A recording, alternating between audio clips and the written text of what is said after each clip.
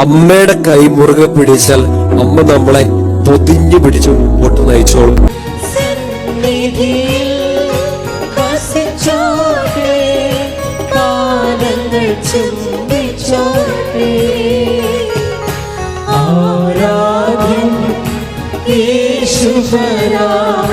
വണങ്ങുന്നു ഞാൻ പ്രിയനേ,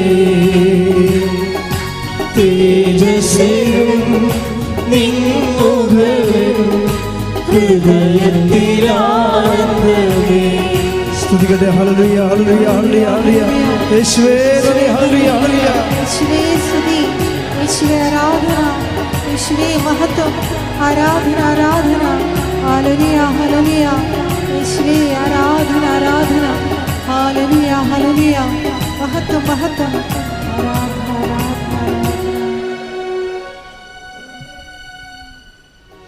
പരിശുദ്ധ പരമദിവ്യകാരുണ്യത്തിന് ആരാധനയും സ്തുതിയും പുകഴ്ചയും ഉണ്ടാകട്ടെ.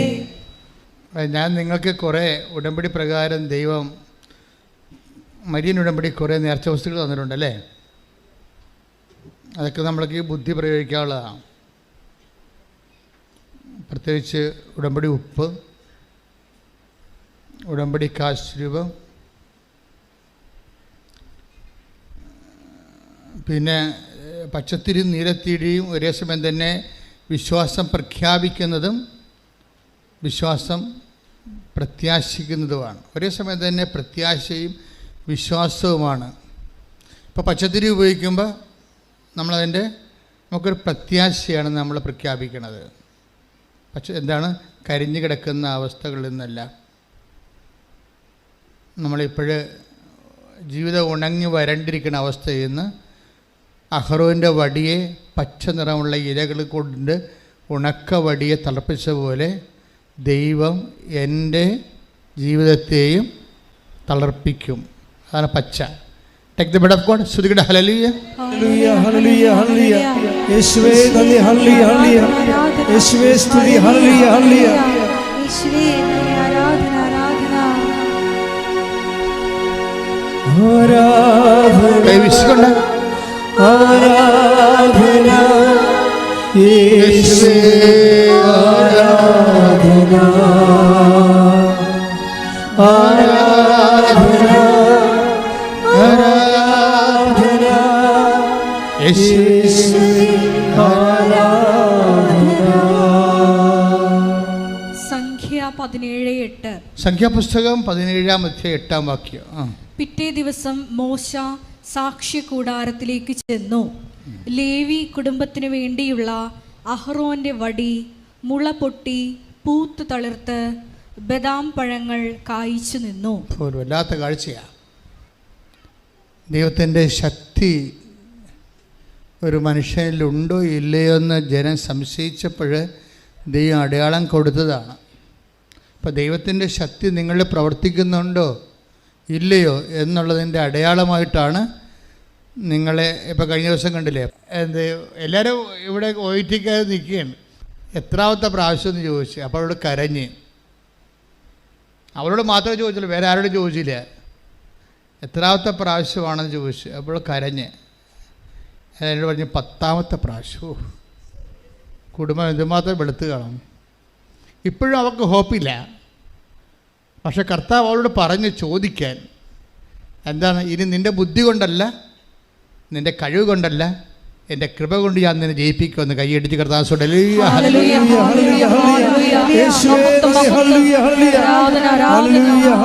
ഒരുമിച്ച് പാടുക.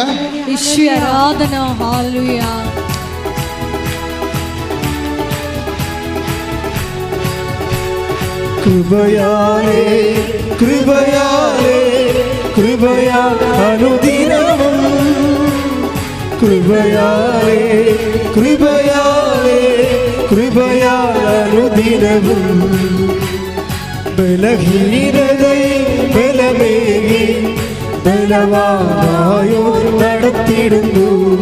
ബലഹീനതയിൽ ബലമേകി ബലവാനായോ നടത്തിടുന്നു.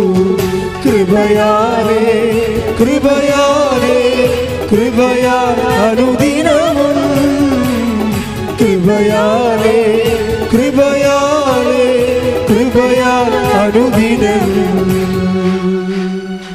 ഈ വാഗ്ദാന പേടകം നമ്മുടെ ഈ അഹരോൻ്റെ ഉണക്ക കമ്പ് അത് ബദാം കായ്ച്ച് പച്ച ഇലകൾ ചാർത്തി ബദാം കായ്ച്ച് നിൽക്കുന്നത് വാഗ്ദാന പേടകത്തിൻ്റെ അരികിലാണ്. അതാണ് സമാഗമ കൂടാരത്തിൻ്റെ ഉള്ളിലാണ് ഇതുപോലെ വാഗ്ദാന പേടകം. അവിടെയാണ് ദൈവത്തിൻ്റെ സാന്നിധ്യം. ഇപ്പം നിങ്ങൾ ഉടമ്പടി ചെയ്യുമ്പോൾ എന്താ ചെയ്യണം? നിങ്ങളുടെ ജീവിതം കരിഞ്ഞുപോയി, ബിസിനസ് വന്ന് കടം കയറി മുടിഞ്ഞുപോയി, നിങ്ങൾക്ക് ജപ്തി നടപടിയാണ്. നിങ്ങൾ ദൈവത്തിൻ്റെ വാഗ്ദാന പേടകത്തിൽ ആ ഉണക്ക കമ്പിനെ വെക്കുക അല്ലേ? വെച്ചിട്ട് പോയിട്ട് നിങ്ങൾ പച്ചത്തിരി കത്തിക്കും. കഴിഞ്ഞ ദിവസങ്ങളൊരു സാക്ഷ്യം ഉണ്ടായി. അവർക്കൊരു സ്വപ്നം ഉണ്ടായി. ഒരു പച്ച വെളിച്ചം ഇങ്ങനെ കടന്ന് അടുത്തടുത്തേക്ക് വന്നിട്ട് അതിൽ നിന്ന് കൃപാസനം മാതാവിൻ്റെ രൂപം വിരിഞ്ഞ് വരണേ. പിന്നെ പിറ്റേ ദിവസം മുതൽ ഉടമ്പടിക്ക് അടിക്കടി അടയാളം ലഭിച്ചുകൊണ്ടിരുന്നു. അപ്പോൾ പച്ച നിസ്സാരമല്ല ശരിക്കും. പച്ചയുടെ ഉടമ്പടിയുടെ പ്രത്യാശയുടെ കളറാണ്. ഇപ്പോൾ കഴിഞ്ഞ ദിവസങ്ങളിലേ അലക്സ് തോമസ് എന്നും പറഞ്ഞ് ബാംഗ്ലൂരിൽ നിന്നൊരു സാക്ഷിയുണ്ടായി. അപ്പോൾ അയാളുടെ ജീവിതത്തിൽ സംഭവിക്കുന്നത് അടിക്കടി തകർച്ചയാണ്.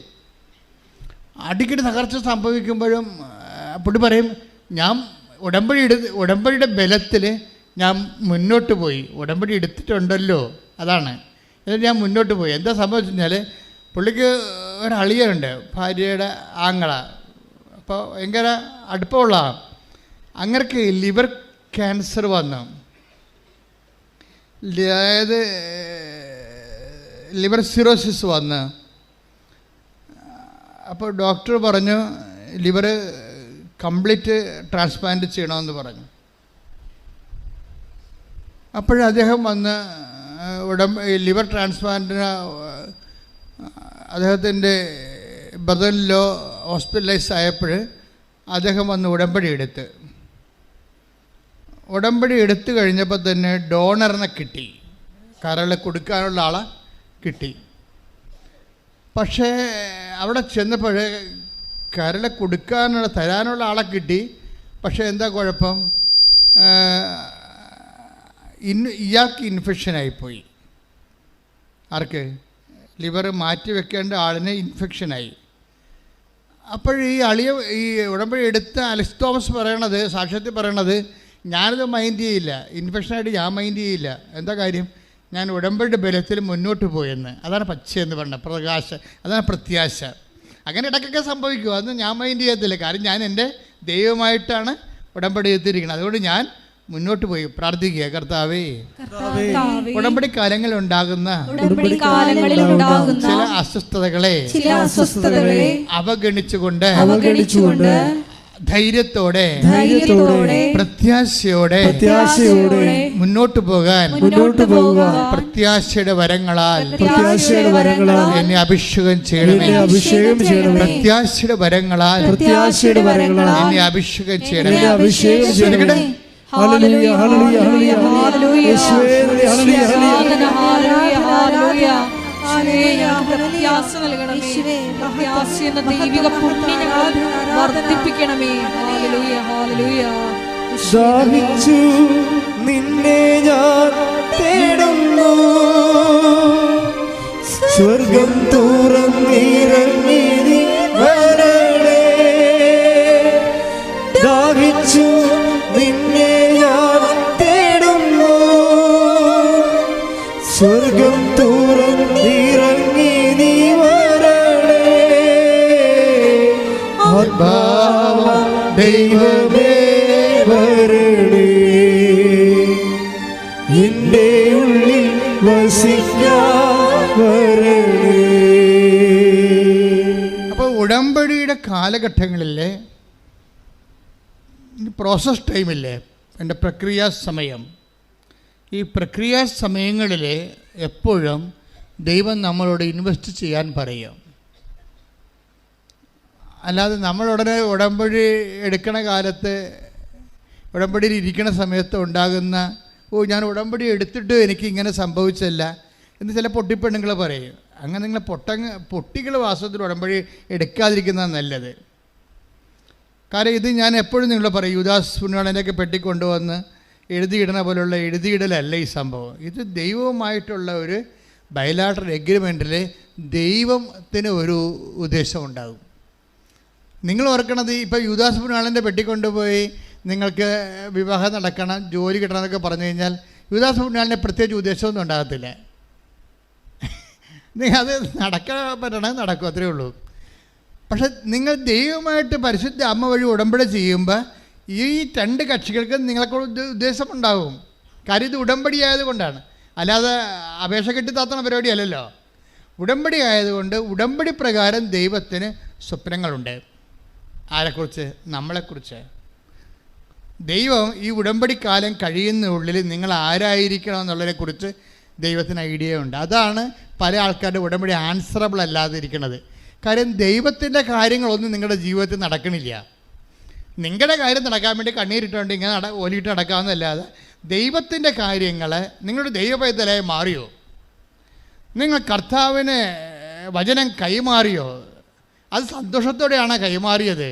ഇപ്പം കഴിഞ്ഞ ദിവസം ഒരു പെങ്കൊച്ച് സാക്ഷ്യം പറയണത്, എനിക്ക് 2 പ്രാവശ്യം പുതുക്കി കഴിഞ്ഞപ്പോഴാണ് എനിക്ക് ബോധം വന്നതെന്ന്. നമ്മൾ അപ്പോഴെങ്കിലും അവൾക്ക് ബോധം വന്നല്ലേ. എന്താ കാര്യം? അവൾക്ക് ഈ പത്രം കൊടുക്കാൻ ഭയങ്കര പ്രയാസമാണ്. ബാക്കി എല്ലാം അവൾ ചെയ്യുന്നുണ്ട്. ആ കണക്കിനൊക്കെ ഒപ്പിച്ച് ദൈവത്തിന് കംപ്ലൈൻറ്റ് ഇല്ലാത്ത രീതിയിൽ ഒപ്പിച്ചൊപ്പിച്ച് ചെയ്യുന്നുണ്ട്. പള്ളിയിൽ പോകുന്നുണ്ട്, കുമ്പസാരിക്കുന്നുണ്ട്, വചനമൊക്കെ വായിക്കുന്നുണ്ട്. പക്ഷെ പത്രം കൊടുക്കത്തില്ല കക്ഷി. പത്രം കൊടുത്ത് അവളുടെ കൂട്ടുകാർ കാണുമെന്നാണ് അവൾ പറയണത്. എന്നൊക്കെ ഭ്രാന്തുണ്ടാകുന്ന ആൾക്കാർ ചോദിക്കും. അതുകൊണ്ട് പത്രം ഞാൻ അമ്മയെ കൊണ്ടാണ് കൊടുപ്പിക്കണമെന്നാണ്. അതായത് ഈ ഉടമ്പടി നിങ്ങൾക്കറിയാമല്ലോ, ഇത് ഗ്രാജുവലായിട്ട് ഡെവലപ്പ് ചെയ്ത് വന്നതൊന്നുമല്ല. ഇപ്പോൾ എൻ്റെ കൂടെ ഉള്ള ജോമോളിലൊക്കെ അറിയാം, അല്ലെങ്കിൽ വിജയകുമാറിനറിയാം. അവരാണല്ലോ ഫസ്റ്റ് ഹാൻഡ് ഡിസേബിളായിട്ട് വരുന്നത്. അപ്പോൾ അവർക്കറിയാം ഇത് ഉടമ്പടി എങ്ങനെയാണ് ഇതിൻ്റെ പ്രൊമോഷൻ. ഇത് ഓളോടെ സഡൻ വന്നതാണ്. ഓളോണെ സഡൻ വെച്ചാൽ വിത്തിൻ 72 മണിക്കൂറിനുള്ളിലാണ് ഉടമ്പടി മൊത്തം സംഭവങ്ങൾ വെളിപ്പെട്ടത്. അല്ലാതെ ഇങ്ങനെ കണ്ട് പഠിച്ചു കേട്ടു മനസ്സിലാക്കി എന്നിട്ട് ഓരോ കാര്യം ഇങ്ങനെ ആഡ് ചെയ്ത് അപ്ഡേറ്റ് ചെയ്ത് അങ്ങനെ വന്നതല്ല. പച്ചത്തിരി, നീലത്തിരി, ഉപ്പ്, ഉടമ്പടി തൈലം, ഉടമ്പടി കാശുരുവോ എല്ലാം എനിക്ക് വേണം 72 മണിക്കൂറല്ല. ഒരു എഴുതിക്കൊണ്ടിരിക്കുന്ന സമയത്ത് സൈമിൾട്ടേനിയസ് ആയിട്ട് ഓൺലൈനിൽ ആണിതെല്ലാം കിട്ടിക്കൊണ്ടിരിക്കുന്നത്. എനിക്കിതിൻ്റെ അർത്ഥം പോലും അറിയാമല്ല സത്യം പറഞ്ഞാൽ. പിന്നീട് ബൈബിളിലേക്കൊക്കെ പോയി ഇതിൻ്റെ അർത്ഥം എഴുതണമല്ല നമ്മൾ. ആൾക്കാരോട് പറഞ്ഞിട്ട് അത് ചെയ്താൽ മതി ഇത് ചെയ്താൽ മതി എന്ന് കത്തോലിക്ക സഭയൊന്നും പറയാൻ പറ്റത്തില്ല. ചോദിക്കാനും പറയാനൊക്കെ ആൾക്കാരുണ്ട്. അപ്പം അതുകൊണ്ട് സഭാപിതാക്കന്മാരോട് വൃത്തിപരമായിട്ട് ഇതിൻ്റെ തിയോളജിക്കൽ കൊണോട്ടേഷൻസ് എന്താണ്, ബിബ്ലിക്കൽ ഇംപ്ലിക്കേഷൻസ് എന്താണെന്ന്, അതിൻ്റെ തിയോളജി എന്താണെന്ന് വി മസ്റ്റ് എക്സ്പ്ലെയിൻ. അപ്പം ഞാനത് ഈശോയോട് പറഞ്ഞപ്പോൾ ഈശോ എനിക്ക് കുറേ വചനങ്ങൾ തന്നു. ആ വചനങ്ങളൊക്കെ എക്സ്പ്ലെയിൻ ചെയ്തിട്ടാണ് പുസ്തകം പുറത്തിറക്കിയിരിക്കുന്നത് ഓരോ കാര്യത്തിലും. അപ്പോഴാണ് ഈ ബദാം കായ്ക്കണ കാര്യമൊക്കെ ഞാൻ അറിയണത്. പച്ചത്തിരിയെന്ന് എഴുതി വെച്ചെന്നല്ലാതെ ബദാം കായ്ക്കണ കാര്യമൊന്നും അഹ്റോൻ്റെ ഉണക്കവടിയാണ് പിന്നീട് ദൈവം അക്സെപ്റ്റ് ചെയ്ത് കഴിയുമ്പോൾ ദൈവശക്തിയാൽ അത് പച്ച ഇലകളായിട്ട് മാറണമെന്നും അത് പ്രത്യാശയാണെന്നും ഉടമ്പടി വെച്ച കാര്യങ്ങൾക്കെല്ലാം നമുക്ക് പ്രത്യാശ ഉണ്ടായാൽ മതിയെന്നും. അപ്പം നിങ്ങൾക്ക് ഉടമ്പടി വെച്ച കാര്യങ്ങൾക്ക് നിങ്ങൾക്ക് പ്രത്യാശ ഇല്ലെങ്കിൽ ഈ ജപ്തി നടപടിക്കാരൻ വരുമ്പോൾ അത് അവരിപ്പോൾ നമുക്ക് ജപ്തി വരുമെന്നേ പറഞ്ഞിട്ടുള്ളൂ. അപ്പോൾ നമ്മൾ ഉടമ്പടി ചെയ്തു. അപ്പം ജപ്തി ഒരു ആഴ്ച കഴിഞ്ഞപ്പോൾ ഉടമ്പടി ചെയ്തല്ല, ആ ഉറപ്പിലൊക്കെ നമ്മൾ ഇരിക്കരുന്ന്. അപ്പോൾ എൻ്റെ ബാങ്കുകാരൻ മനുഷ്യൻ പറയുന്നത് 19-ാം തീയതിയാണ് ജപ്തി എന്ന്. മാതാവ് ഉടമ്പടിയുടെ 19-ാം തീയതി ഡേറ്റ് ജപ്തിയായ അപ്പോൾ തന്നെ നമ്മൾ കണ്ടിച്ച് വീണ് ഉടമ്പടി എടുക്കാത്ത പോലെ ഇരുന്ന് മോങ്ങിയെന്ന് വിചാരിച്ചോ. അപ്പോൾ ഉടമ്പടി ബ്രേക്കാവും. സംഭവം പ്രത്യാശ ഇവർക്കില്ല. അപ്പോൾ ഉടമ്പടി ബ്രേക്കാവും. ഇപ്പോൾ ഇന്ന് ഈ അലക്സ് തോമസിൻ്റെ കഥ കണ്ടില്ലേ? അലക്സ് തോമസ് ഉടമ്പടി ചെയ്തു. അനിയൻ ഈ അദ്ദേഹത്തിൻ്റെ അളിയൻ്റെ ലിവറിന് വീണ്ടും ഇൻഫെക്ഷനായി. അതൊക്കെ മൈൻഡ് ചെയ്യില്ല.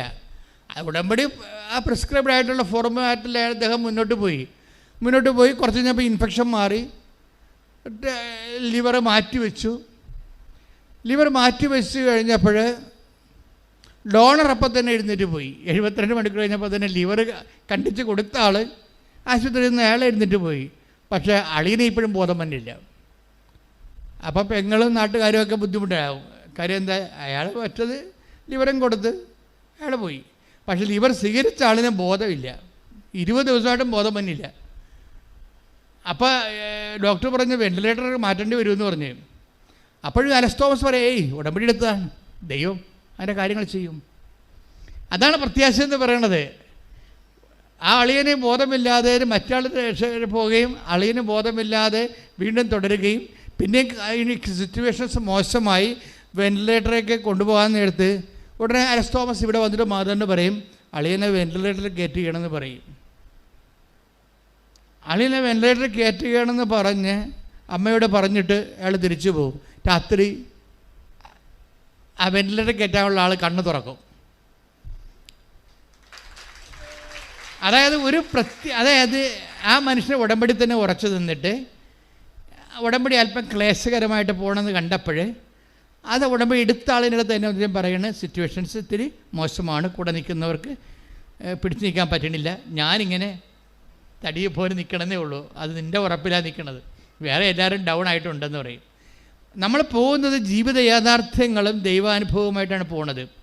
അപ്പോൾ ഇതിന് ബുദ്ധി വേണം. ഞാൻ പറയുന്നത് ഇതിന് ഉടമ്പടിക്കൊരു ബുദ്ധി വേണം. അല്ല നമ്മൾ ബുദ്ധി ഇല്ലാത്തവർ പോലെ കരയാനും വിഷമിക്കാതിരുന്നാൽ ഉടമ്പടി ബ്രേക്കാവും. ദൈവം നോക്കണത് ഈ ഉടമ്പടി എടുക്കാൻ ആവശ്യമായ തനത് കൃപ. നമുക്ക് എപ്പോഴും വരണത് തനത് കൃപയെന്നും പറഞ്ഞൊരു വിഷയമുണ്ട്. ഇപ്പോൾ നമുക്കൊരു സാധാരണ ഒരു വിശ്വാസി ജീവിച്ചു പോണ്, അവന് ഇഷ്യൂസ് ഒന്നുമില്ല, അല്ലെങ്കിൽ ഉണ്ട്, രോഗങ്ങളുണ്ട്, ജോലിയില്ല, സ്വാഭാവികമായിട്ട് കേരളത്തിലുണ്ടാകുന്ന കേരള ഡിസീസ് മാത്രമേ അവനേ ഉള്ളൂ. കേരള ഡിസീസ് എന്ന് പറഞ്ഞത് മുതിർന്നവർക്ക് ചിലർക്ക് പെൻഷൻ കിട്ടണില്ല, ചിലർക്ക് കിട്ടുന്നുണ്ട്, ചിലർക്ക് ജോലിയില്ല, ചിലർക്ക് റേഷൻ കട്ടായിരിക്കുന്നു. അങ്ങനെയൊക്കെ ഉള്ള സാധാരണ ജീവിതവുമായിട്ട് ബന്ധപ്പെട്ട കോമൺ പ്രശ്നങ്ങളേ ഉള്ളൂ. ചിലർ ഏജൻറ്റുമാർ പറ്റിച്ചിരിക്കുന്നു, ചിലർ വിസ ട്രബിളിൽ വന്നിരിക്കുന്നു. അപ്പോൾ ചിലരുടെ റിസൾട്ട് വെറുതെ വിത്ത് ഹോൾഡായിട്ട് ലാഗ് ചെയ്യുന്നു. അതുകൊണ്ട് അവർക്ക് വേറെ സർട്ടിഫിക്കറ്റ് റിലീസ് ചെയ്ത് കിട്ടിയിട്ട് വേറെ രാജ്യത്തേക്ക് പോകാൻ പറ്റണില്ല. ഇങ്ങനെയുള്ള കേരള തടസ്സങ്ങൾ നമ്മുടെ രാജ്യത്തുള്ള തടസ്സങ്ങളുണ്ട്. ഇതല്ലാതെ എക്സ്ട്രാ തടസ്സങ്ങളുള്ളവരുണ്ട്. സാധാരണ മനുഷ്യർക്ക് ഇല്ലാത്ത, ഒരു 60% പേർക്കും ഇല്ലാത്ത, ഒരു 40% പേർക്ക് മാത്രമുള്ള തടസ്സങ്ങളുണ്ട്. ചിലർക്ക് 20% പേർക്ക് മാത്രമുള്ള അപൂർവ തടസ്സങ്ങളുണ്ട്. അപ്പോൾ വ്യത്യസ്തങ്ങളായ ജീവിത കാലാവസ്ഥകൾ നമുക്കുണ്ട് ഓരോരുത്തർക്കും. അപ്പോൾ ഈ വ്യത്യസ്തമായ ജീവിത യാഥാർത്ഥ്യം നമ്മൾ മാത്രം അഭിമുഖീകരിക്കുന്ന, എന്നാൽ വേറെ ആൾക്കാർക്ക് അഭിമുഖീകരിക്കേണ്ടി വരാത്ത വിഷമങ്ങളാണ് തനത് വിഷമങ്ങളെന്ന് പറയുന്നത്, തടസ്സങ്ങൾ. ഈ തനത് തടസ്സങ്ങൾ ഇപ്പോൾ നിനക്ക് മാത്രമുള്ള തടസ്സങ്ങൾ. ഇപ്പം നിൻ്റെ അണിയന് ഭയങ്കരമായിട്ട് കല്യാണ ആലോചന വരണം, ചേട്ടനായ നിനക്ക് കല്യാണ ആലോചന വരുന്നില്ല. അതാണ് നിൻ്റെ തനത് തടസ്സം. തനത് തടസ്സം ഇത് ഈ വിഷയം എല്ലാം നമ്മൾ അടുത്തുള്ള പുരയിടങ്ങളൊക്കെ വിറ്റ് പോണ്, അവർക്ക് ആവശ്യമില്ലാത്തവർ പോലും വന്ന് മേടിച്ചുകൊണ്ട് പോണ്. പക്ഷെ നമ്മുടെ പുരയിടം നമുക്ക് ആവശ്യമുണ്ടായിട്ടും പുരയിടം മേടിക്കാൻ ആരും വരണില്ല. തനത് തടസ്സമെന്ന് പറയും. ഈ തനത് തടസ്സത്തിന് വേണ്ടത് തനത് ഗ്രേസാണ്. അതിൻ്റേതായിട്ടുള്ള ഓൺ ഗ്രേസ് അതിൻ്റേതായിട്ടുള്ള ഗ്രേസ്. അങ്ങനെ വരണമെന്നുണ്ടെങ്കിൽ തീർച്ചയായിട്ടും ഇപ്പോൾ ഏലിയായുടെ ഒരു സഹോദരനാണ്, പ്രവാചക സഹോദരനാണ് എലീഷ. എപ്പോഴും ഏലിയയെ കണ്ടപ്പോൾ എന്നോട് എലീഷ പറഞ്ഞത്, എനിക്ക് അങ്ങയുടെ കൃപയുടെ ഇരട്ടി പങ്ക് വേണമെന്ന് പറഞ്ഞു. അത് അത്രയേ ഉള്ള കാര്യം. നമ്മൾക്ക് ചെയ്യാനുള്ള മിഷൻ മറ്റുള്ളവരുടെ മിഷനേക്കാൾ പ്രയാസമേറിയതാണെങ്കിൽ നമ്മുടെ മുമ്പിലുള്ള ഓപ്ഷൻ എന്ന് പറയുന്നത് ഇരട്ടി കൃപയാണ്. Take the word of God. സ്തുതിക്കട്ടെ. ഹല്ലേലൂയ, ഹല്ലേലൂയ, ഹല്ലേലൂയ, ഹല്ലേലൂയ. യേശുവേ നന്ദി. ഹല്ലേലൂയ, ഹല്ലേലൂയ. യേശുവേ സ്തുതി. ഹല്ലേലൂയ, ഹല്ലേലൂയ. 2 രാജാക്കന്മാർ 2:9. 2 രാജാക്കന്മാർ 2:9. മറുകര എത്തിയപ്പോൾ ഏലിയ എലീഷായോട് പറഞ്ഞു, നിന്നിൽ നിന്ന് എടുക്കപ്പെടുന്നതിന് മുമ്പ് ഞാൻ എന്താണ് ചെയ്തു തരേണ്ടത്? അപ്പോൾ ഏലിയ ചോദിക്കുകയാണ് പ്രവാചകനോട്, അവൻ എടുക്കപ്പെടുകയാണ്, അപ്പം അതിന് എന്താണ് ഇവന് ചെയ്ത് കൊടുക്കേണ്ടതെന്ന് ചോദിക്കാൻ. എലീഷ പറഞ്ഞു, അങ്ങയുടെ ആത്മാവിന്റെ ഇരട്ടി പങ്ക്, അങ്ങയുടെ കൃപയുടെ ഇരട്ടി പങ്ക് എനിക്ക് ലഭിക്കട്ടെ. അവൻ പറഞ്ഞു, ദുഷ്കരമായ കാര്യമാണ്, പാടുള്ള കാര്യമാണെന്ന് ചോദിക്കണത്. നീ ചോദിച്ചത്. എങ്കിലും ഞാൻ എടുക്കപ്പെടുന്നത് നീ കാണുകയാണെങ്കിൽ നിനക്കത് ലഭിക്കും, കണ്ടില്ലെങ്കിൽ ലഭിക്കുകയില്ല. അപ്പോഴേ എലീഷയ്ക്ക് ഇരട്ടി പങ്ക് ദൈവം കൊടുക്കുന്നതായിട്ടാണ് ബൈബിൾ ചരിത്രം അവസാനിക്കുന്നത്. പക്ഷേ എന്തിനു വേണ്ടിയാണ്? എലീഷയ്ക്ക് ഏലിയേക്കാൾ കൂടുതൽ ജോലി ചെയ്യാനുണ്ട്. മിഷൻ ബേസ്ഡ് ആയിട്ടാണ് പോണത്. അപ്പം നിങ്ങൾക്ക് ഇരട്ടി കൃപ വേണമെന്ന് പറഞ്ഞാൽ നിങ്ങളുടെ മുമ്പിലുള്ള ഓപ്ഷൻ എന്താണ്? ഇരട്ടി മിഷനാണ് ചെയ്യേണ്ടത്. വേറെ കാര്യമൊന്നുമില്ല. വെറുതെ വായിട്ട് അലക്കിയിട്ടുകൊണ്ട് കൃപ കിട്ടത്തില്ല. മനസ്സിലായില്ലേ? നിങ്ങൾക്ക് ഇരട്ടി കൃപ വേണമെന്നുണ്ടെങ്കിൽ നിങ്ങളുടെ മുമ്പിലുള്ള ഓപ്ഷൻ എന്താണ്? ഇരട്ടി മിഷനാണ്. മറ്റുള്ള ആൾക്കാർ, ഇപ്പം ഞാൻ കഴിഞ്ഞ ദിവസങ്ങളിൽ ബാംഗ്ലൂർ നിൽക്കുമ്പോൾ ഒരു പള്ളിയിൽ, അവിടുത്തെ സെൻറ്റ് മേരീസ് പള്ളിയിൽ കുർബാന കുർബാന കൂടിയിട്ട് ഇറങ്ങുകയാണ്. കുർബാന കൂടി ഇറങ്ങുമ്പോൾ റോഡ് സൈഡിലൊക്കെ കൃപാസനം പത്രം കൊടുത്തുകൊണ്ടിരിക്കുന്ന ആൾക്കാർ.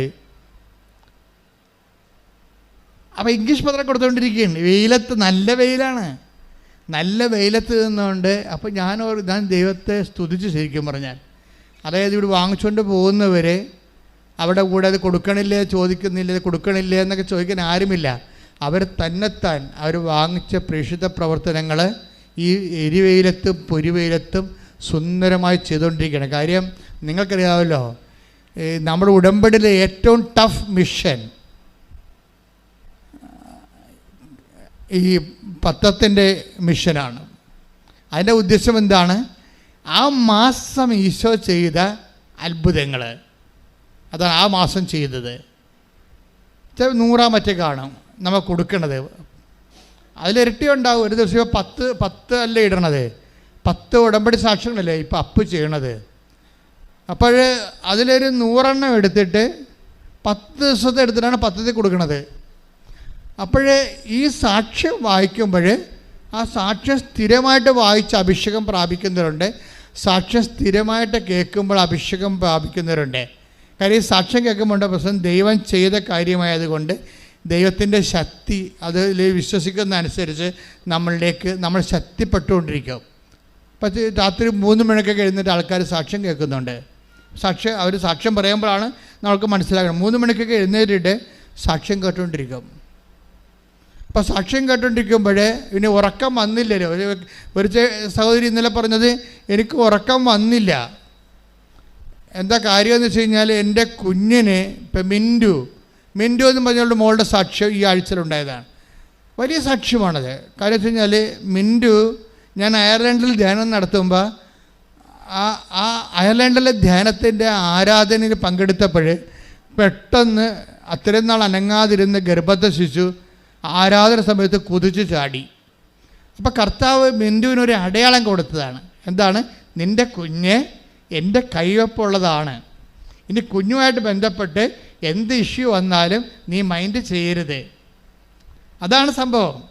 ഇപ്പോൾ നമ്മൾക്കൊരു അടയാളം കിട്ടുമ്പോൾ ഓർക്കേണ്ടതെന്ന് വെച്ച് കഴിഞ്ഞാൽ, നമുക്കൊരു എന്തെങ്കിലും തരത്തിൽ നമ്മളെ പ്രതിരോധത്തിലാക്കുന്ന എന്തോ സാധനം സംഭവിക്കാൻ പോകുന്നു, നമ്മൾ കലങ്ങരുതെന്ന അതിൻ്റെ അർത്ഥം. ഒരർത്ഥം അതാണ്. അപ്പോൾ മിൻറ്റു ഭയങ്കര സന്തോഷമായി. എന്താണ്? ആരാധനയിലല്ലേ ആദ്യമായിട്ട് ഗർഭദശിച്ച് തുള്ളിച്ചാടണത്. ഇപ്പം കർത്താവിൻ്റെ കയ്യൊപ്പുള്ള കുഞ്ഞാണ് എന്നവൾ ധരിച്ച് പ്രാർത്ഥിച്ചിരിക്കുന്ന സമയത്ത് പെട്ടെന്ന് കുഞ്ഞിന് അവൻ്റെ നടുവലിൻ്റെ മൂട്ടിൽ ഒരു മുഴ വരാൻ തുടങ്ങി, ട്യൂമർ വരാൻ തുടങ്ങി. അത് ട്യൂമറാണെന്ന് കണ്ട് ബ്ലീഡിങ്ങൊക്കെ വന്ന് നോക്കിയപ്പോൾ ട്യൂമറാകുമ്പോൾ ഡോക്ടർ പറഞ്ഞു, ഈ ട്യൂമർ വളർന്നുകൊണ്ടേയിരിക്കുകയാണ്. വളർന്നുകൊണ്ടിരിക്കുമ്പോൾ വരുന്ന പ്രശ്നം, ട്യൂമർ എന്ന് പറഞ്ഞ ഒരു ബലൂൺ പോലെ ഇങ്ങനെ കുറേ വെള്ളമായിട്ടൊക്കെ ഇരിക്കും. അതിങ്ങനെ വളർന്നിരിക്കുകയാണ്. അപ്പോൾ സ്വാഭാവികമായിട്ട് കുഞ്ഞിൻ്റെ രക്തം മുഴുവനും ട്യൂമർ വിഴുങ്ങും. കുഞ്ഞ് രക്തമില്ലാതെ കുഞ്ഞിന് ലിവർ അടിച്ചു പോകും, ബ്രെയിൻ ചുരുങ്ങിപ്പോകും. അങ്ങനെ കിഡ്നി, 3 പ്രശ്നമാണ് ട്യൂമർ ഉണ്ടാകുമ്പോൾ. അപ്പോൾ ഇതെല്ലാം കേട്ടിട്ട് ഇവൾ കിടുങ്ങിപ്പോവും. അങ്ങോട്ട് കാര്യമൊക്കെ മനസ്സിലാവും, കുഞ്ഞ് മരിച്ചു പോകുമെന്ന് മനസ്സിലാവും, ട്യൂമർ വളരെ. പക്ഷേ ഇവൾ ഉടമ്പടിയിൽ അങ്ങ് ഉറച്ചു നിൽക്കും.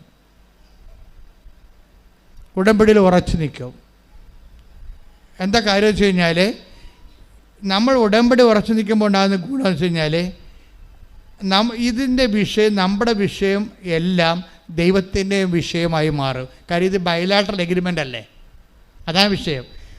നമുക്ക് ജോലിയില്ല, ദൈവത്തിന് ജോലിയില്ല. നമുക്ക് പനിയാണോ, ദൈവത്തിന് പനിയാണ്. ഇതെല്ലാം ഇങ്ങനെയാണ് പോണത്.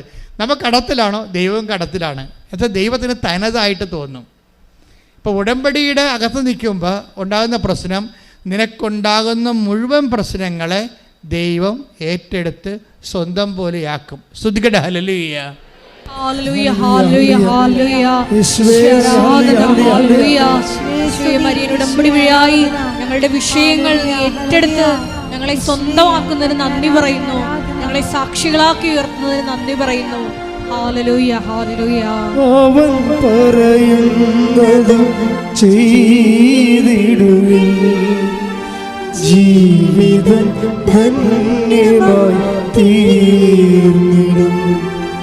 അവൻ പറയുന്നത് ചെയ്തിടുവിൻ, ജീവിതം ധന്യമായി തീർന്നിടും. അപ്പോൾ ഇങ്ങനെ ഓരോ 3 മാസം സ്കാൻ ചെയ്യുമ്പോഴും ട്യൂമറൊപ്പം കൊച്ചിനൊപ്പം വലുതാകുകയാണ്. അപ്പോൾ ഡോക്ടർ പറഞ്ഞ് അബോർഷൻ ചെയ്ത് കളയണമെന്ന്. ടിൻറ്റിൻ്റെ അപ്പോൾ 6-ാം മാസം ആയപ്പോഴും ഡോക്ടർ പറയും ഇത് കുട്ടി മരിക്കും, നിനക്കും അപകടമാണ്, അബോർഷൻ ചെയ്ത് കളയണം. പക്ഷെ കളയത്തില്ല ഇവർ. കാര്യം ടിൻറ്റുവിൻ്റെ ഹസ്ബൻഡ് ലിജുവും അതുപോലെ തന്നെ വിശ്വാസമുള്ള ആളാണ്. ഇത് നമുക്ക് കർത്താവ് തന്ന എൽഇഡി എന്ന് ചോദിക്കും. ഒക്കെ ബോധമാണ്, അതാണ് ബോധം. ഒരു ഉടമ്പടി ഒരു ബോധമാണ്. അന്ന് ആരാധനയ്ക്ക് കുഞ്ഞ് തുള്ളിച്ചാടിയില്ലേ, അപ്പോൾ കർത്താവിൻ്റെ കൈവപ്പായില്ലേ. അപ്പോൾ ഭർത്താവ് പറയും ഇത് നമുക്ക് കർത്താവ് തന്ന എൽഇഡി, കർത്താവാണ് തീരുമാനിക്കണം, നമ്മളൊന്നും ചെയ്യത്തില്ല എന്ന് പറയും. അപ്പോൾ ഭർത്താവും ഭാര്യയും കൂടി ആലോചിച്ചിട്ട് അവരൊന്നും ചെയ്യാതെ കുഞ്ഞിനെയും ട്യൂമറിനെയും അതിൻ്റെ വിധിക്ക് അങ്ങോട്ട് വിടും. ഇവളീ വയറും താങ്ങിക്കൊണ്ട് നടക്കുമ്പോൾ ഇവിടെ രാത്രി ഉറക്കം വരത്തില്ല. ഇവർക്ക് ഉറക്കം വരാതെ അങ്ങോട്ടും ഇങ്ങോട്ടും നടക്കും. എന്നിട്ട് അവൾ പറയും ഞാൻ 3 മണിക്ക് എഴുന്നേറ്റ് സാക്ഷ്യം കേൾക്കുമെന്ന്. കർത്താവ് അപ്പോൾ എന്നെ കർത്താവ് ബലപ്പെടുത്തും. ഈ കാലങ്ങളിൽ മനുഷ്യനെ ബലപ്പെടുത്തുന്നത് സാക്ഷ്യങ്ങളാണ് ശരിക്കും. കാര്യം ചവർ പോലെ സാക്ഷ്യങ്ങളല്ലേ എല്ലാ ദിവസവുമാണേ. അപ്പോൾ അത് ആ ഓരോ സബ്ജക്റ്റ് വൈസ് ഉണ്ടാവും. ഈ ഭൂമിക്ക് താഴെ അല്ല ഈ ഭൂമിക്ക് മുകളിലുള്ള മനുഷ്യൻ അനുഭവിക്കുന്ന മുഴുവൻ വിഷയങ്ങളെയാണ് ദൈവം ഉടമ്പടി കൈകാര്യം ചെയ്യണത്. അത് ഓരോ വിഷയങ്ങളെയും. അപ്പോൾ ഇവൾ പറയും ഞാൻ എന്ത് ചെയ്യുന്നറിയാവോ, കൂടുതൽ വേദനയൊക്കെ വരുന്ന ബ്ലീഡിങ് കൂടുന്ന കാണുമ്പോൾ ഞാൻ എന്ത് ചെയ്യും, ഉടമ്പടി തൈലം എടുത്തിട്ട് എൻ്റെ അടിവയറ്റി തേച്ച് കുരിച്ചിടും. കാര്യം നമുക്ക് ഉടമ്പടിയിലെ ദൃശ്യമായ കുറേ അടയാളങ്ങൾ കയ്യിൽ തന്നിട്ടുണ്ടല്ലേ. എന്തൊക്കെയാണ്? ഉടമ്പടി തൈലം, ഉപ്പ്, പിന്നെ എന്താണ് കാശുരൂപം. അപ്പം കുറേ അടയാളങ്ങളുണ്ട്. അപ്പം അതുകൊണ്ടാണ് ഇതൊന്നും നിങ്ങൾ കൈമാറ്റം ചെയ്യരുത് എന്ന് പറഞ്ഞതിൻ്റെ കാരണം അത് വർക്കൗട്ട് ചെയ്യണത് ആരാണ് ദൈവമായിട്ട് ഉടമ്പടി ചെയ്തിരിക്കണത്, അയാളുടെ മൊറാലിറ്റിയിൽ മാത്രമേ ഇത് വർക്കൗട്ട് ചെയ്യത്തുള്ളൂ. പിന്നെ അയാൾ ഒത്തിരി ആഗ്രഹിച്ചിട്ട് കണ്ണീരിട്ട് ദൈവതിരുസന്നിധി പറയാണ് ഞാനിത് കാനഡയ്ക്ക് കൊടുത്തു വിടുകയാണ്, എൻ്റെ മകൾ അവിടെയാണ്, അവൾക്ക് വേറെ ആരുമില്ല, എനിക്കും പോകാൻ പറ്റണില്ല, അതുകൊണ്ട് ഇത് വർക്കൗട്ട് ചെയ്യണമെന്ന് ദൈവത്തോട് പറഞ്ഞാൽ ദൈവം അത് അക്സെപ്റ്റ് ചെയ്യണത് അവർ തമ്മിലുള്ള ബന്ധത്തിൻ്റെ പേരിലാണ്. പക്ഷേ ഉടമ്പടിക്ക് മുറുക്കമില്ല എന്നുണ്ടെങ്കിൽ ദൈവം അക്സെപ്റ്റ് ചെയ്യണം നിർബന്ധമില്ല. നീ ഉടമ്പടി ഉടപ്പിട്ട് ഇപ്പോൾ ഒരു കാര്യം വന്നപ്പോൾ ഉടമ്പടി തൈലം കൊടുത്തു വിടുകയാണെന്ന് പറഞ്ഞാൽ അത് വർക്കൗട്ട് ചെയ്യത്തില്ല. നിങ്ങൾക്കറിയാമല്ലോ, ഇതെല്ലാം ഒരു കൈ ഇരിക്കുന്ന വടി മാത്രമാണ്. ഇപ്പം മോസസിനോട് പറഞ്ഞില്ലേ, നീ പറവോൻ്റെ മുമ്പിൽ ചെല്ലുമ്പോൾ മോസസിന് പേടിയാണ്. കാര്യം വെച്ച് കഴിഞ്ഞാൽ അയാൾ രാജാവ് ചക്രവർത്തിയാണ്. ഇവൻ്റെ പിന്നിൽ ആൾ പോലും ഇല്ല, സ്വാധീനമില്ല, റെക്കമെൻഡ് ചെയ്യാൻ ആളില്ല, ട്രെയിൻ ചെയ്ത പട്ടാളക്കാരില്ല, പണമില്ല, ഒന്നുമില്ല. ഇവൻ ഒറ്റക്കാണ്. അപ്പോൾ മോസസ് പറയും ഞാൻ ഒറ്റക്കാണല്ലോ, ഞാനെങ്ങനെയാണ് ഈ ചക്രവർത്തിയോട് സർവ്വസൈന്യാധിപനോട് സംസാരിക്കുക എന്ന് പറയുമ്പോൾ ദൈവം പറയും നിൻ്റെ കയ്യിലിരിക്കണ എന്താണെന്ന് ചോദിക്കും. Take the word of God. പുറപ്പാട് 4:2. ശ്രുതിക്കട്ടെ, ഹല്ലേലൂയ.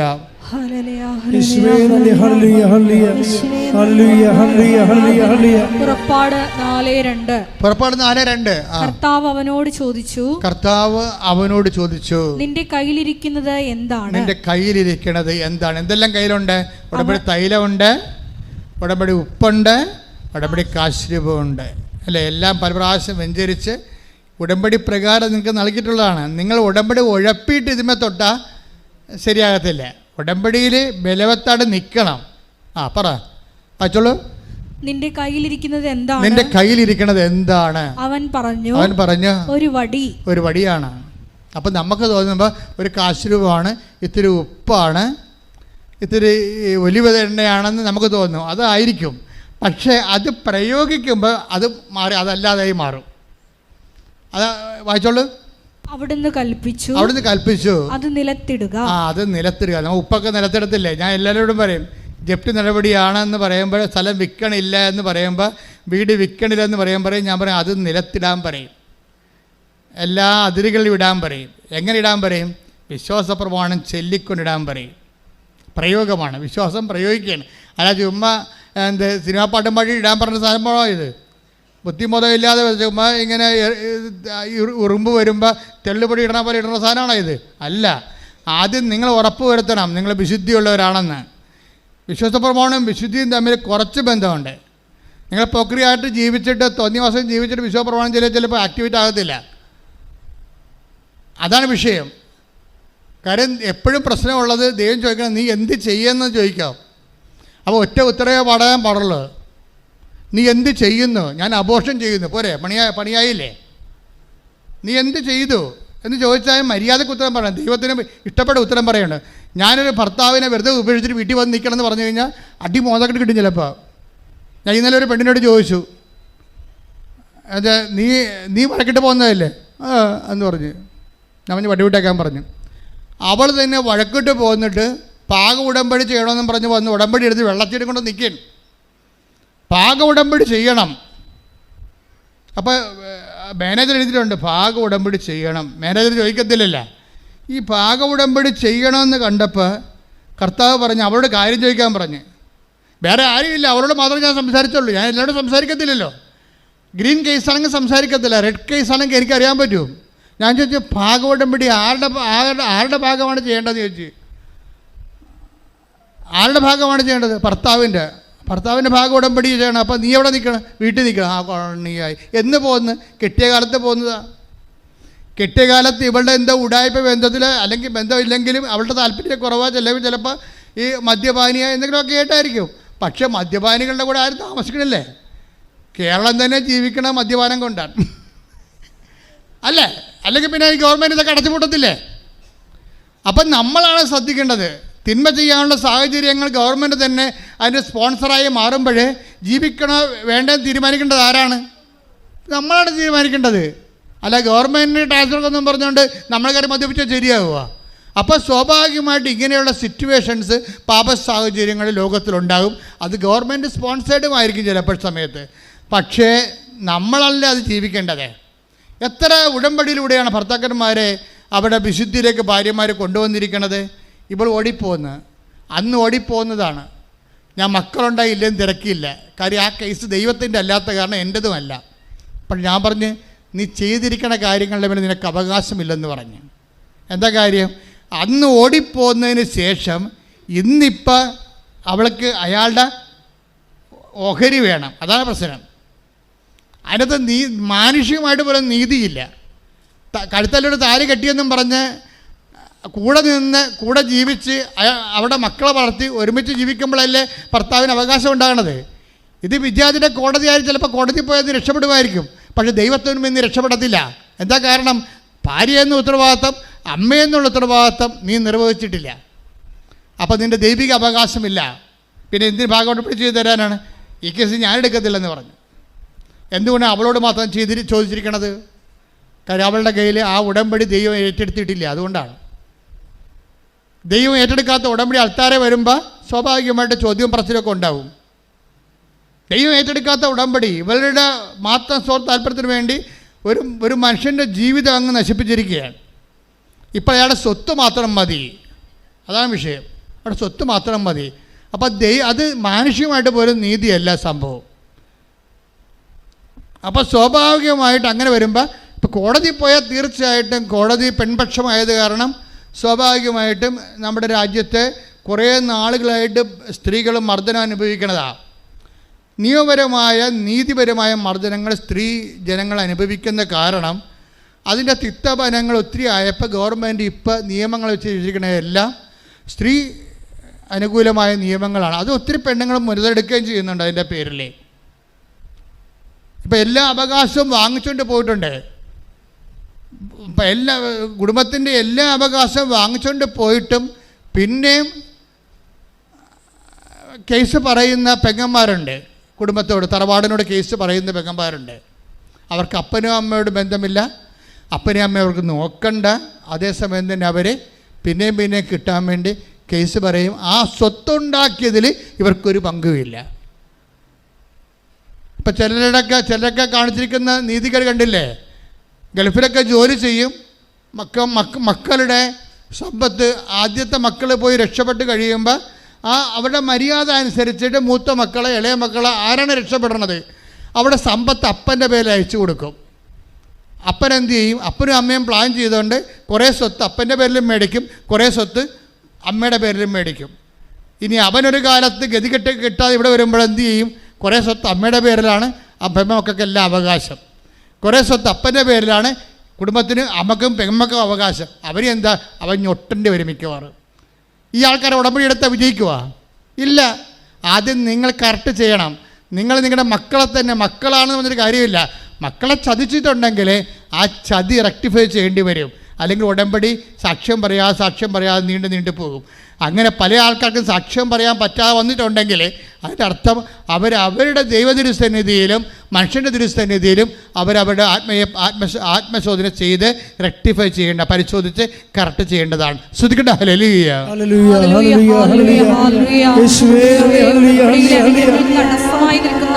എല്ലാത്തിനെയും വെറുത്തുപേക്ഷിച്ച് കറക്റ്റ് ചെയ്യുവാൻ ഈ ആരാധനയിലൂടെ ഞങ്ങളെ ശക്തിപ്പെടുത്തണമേ.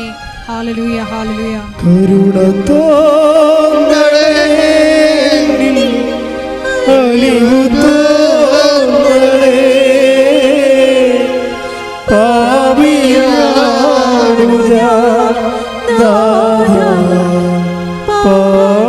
പാപിയാടുക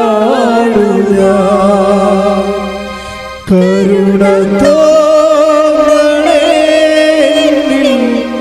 അലിവുതോ